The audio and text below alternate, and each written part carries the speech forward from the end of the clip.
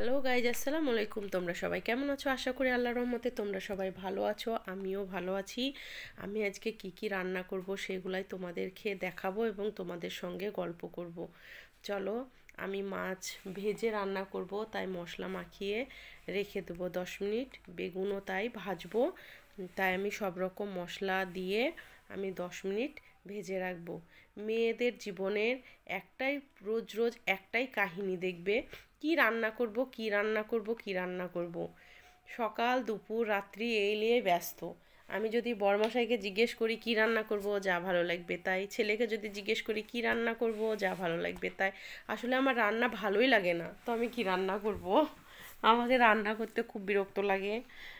মানে ইচ্ছা হয় না, কেউ রান্না করে দিলে খেতে ভালো লাগে, কিন্তু নিজে রান্না করে খাবো এটা মানে ভালো লাগে না। তবুও মেয়ে হয়েছি যখন, তখন সংসার করছি, তখন তো রান্না করতেই হবে। কিন্তু আমার জীবনে মেয়ে ভীষণ প্রিয় আমার। তোমরা সবাই ভাবো আমার একটাই ছেলে, না, আমার একটা ছেলে একটা মেয়েও ছিল। মেয়েটা মারা গেছে, ছোটোতেই মারা গেছে। তা আমার অনেক দিনকার স্বপ্ন ছিল একটা মেয়ে থাকবে, কিন্তু সে মেয়ে হারিয়ে ফেলেছি আমি। হয়তো আল্লাহ কিছু ভালো বুঝেছে তাই নিয়েছে, আমি এটাই মানে ভাবি আর সান্ত্বনা দিই নিজেকে। কিন্তু মেয়ের আমার কোনো কমতি নেই, কারণ আমার অনেক মেয়ে, আমার দাদার মেয়ে, দিদির মেয়ে, জায়ের মেয়ে, সবগুলোই আমার মেয়ের মতো। সব সময় আমার আশেপাশে, সব সময় আমার কাছেই থাকে তারা। মানে আমাকে মেয়ের কমতিটা তারা বুঝতে দেয় না। সব সময় আমার শরীর খারাপ হলে তারা সব সময় আমার পাশে থাকে, আমার সুখের সময় পাশে থাকে, দুঃখের সময় পাশে থাকে, সব সময় পাশে থাকে।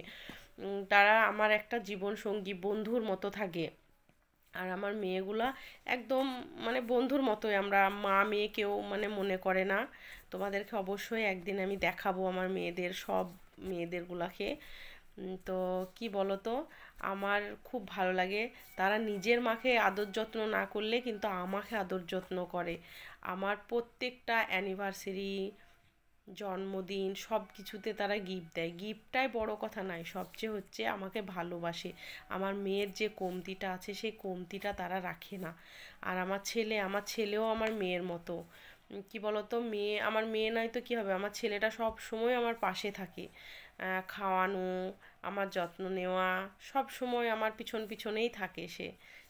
তাকে আমি খুব ভালোবাসি, সেও আমাকে খুব ভালোবাসে। আর আমার ছেলের বয়স তো তোমরা জানোই, সে এখন অনেকটাই ছোট। তো ছোট, কিন্তু আমার যত্ন নেওয়ার সময় সে একদম বড় তাই মনে হয়। খাওয়া দাওয়ার সব সময় ধ্যান দেয়, মানে সব কিছুই আমার খেয়াল রাখে। তো আমার তার জন্য আর মেয়ের অভাব হয় না। আমি তার নাম রেখেছি আদর করে ফারিয়া। আমার এটা ফারিয়া। তো ছেলেটাও আমার খুব ভালো। আর মেয়ে আমার আগের থেকে ইচ্ছা ছিল আমার একটা ছেলে হবে, একটা মেয়ে হবে। আর দেখবা প্রত্যেক মেয়েরই জীবনে একটা মেয়ে মানে শখ থাকে সবারই। আমারও সেই শখটা আল্লাহ পূরণ করেছিল, কিন্তু কিছু ভালো বুঝেছে বলেই মনে হয় নিয়েছে। আমার সময় সময় দুঃখ হয়, কিন্তু যখন আশেপাশে সব মেয়েগুলাকে পাই তখন সেই মেয়ের জন্য অনেকটাই হালকা হই। মানে এতটা মেয়ে পেয়ে সেই মেয়েটার আর মানে কষ্ট হলেও সেই রকম কষ্ট আর হয় না। কারণ এতগুলো মেয়ে থেকে আমার কেন ওই মেয়ের জন্যই শুধু শুধু কষ্ট পাবো। আমি কিন্তু সব সময় দোয়া করি ও ভালো থাকুক, সুস্থ থাকুক, উপরে যেদিনই হোক আমি যেন তাকে পাই, এটাই আমার ধারণা। তা খুবই ভালোবাসি আমি মেয়েদেরকে।